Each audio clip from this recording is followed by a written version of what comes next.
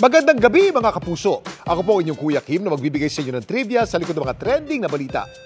Tiyak abot langit ang tuwa ng ilan sa kumakalat na balitang hihilera daw ang lahat ng planeta sa ating solar system ngayong January. Pero bago pa kayo ma-excite dyan, alamin muna natin ito ba'y totoo o fake news? On January 25th, 2025. May mga kumakalat kayong post at videos online na sa buwang ito di umano ang lahat ng mga planeta sa ating solar system mag-a-align o hihilera at matatanaw mula sa ating kalangitan. Ang tanong, real o fake ba ito?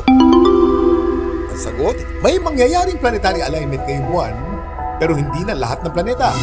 Ayon sa Belgian meteorologist na si Jean Neus, napakapambihirang pagkakataon na mag-align ang lahat ng planeta sa ating solar system na anya'y mangyayari kada 396 billion years. Mas matagal pa yan kaysa sa tanda ng ating araw na nasa mahigit 4 billion years ang edad. Kaya malabong masaksihan natin mag-align ang lahat ng planeta sa ating tanang buhay. Suntok sa buwan, masaksihan ito.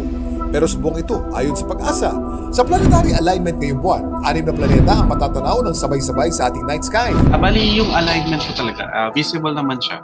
Pero iba po kasi yung idea nila ng alignment. Ang alignment po na nangyayari po ngayon is yung sa sky. From our perspective, mukha siyang straight line. Kasi doon naman talaga yung placement ng mga planets viewed from Earth. Pero sa outer space, hindi talaga sila nakalinya. Pero kung gusto mong mas makita in detail, gumamit pa tayo ng binoculars or small telescope. Kung wala kayong available, pwede po kayong pumunta ng Pag-asa Astronomical Observatory. Ito ang tinatawag na planetary parade. Ano-ano mga planeta nga ba ito? Kuya Kim, ano na?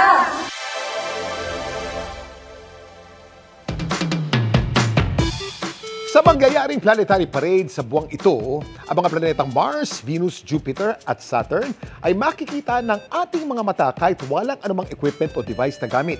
Para maispatan natin ang Neptune at Uranus, kinakailangan natin ng high-powered viewing device gaya ng telescope.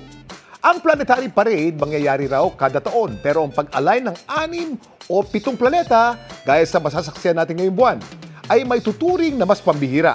Kaya sulitin na natin ito. Samantala, para malaman ng trivia sa likod ng viral na balita, i-post o i-comment lang, #Kuya Kim, ano na? Laging tandaan, kimportante ang may alam. Ako po si Kuya Kim at sagot ko kayo, 24.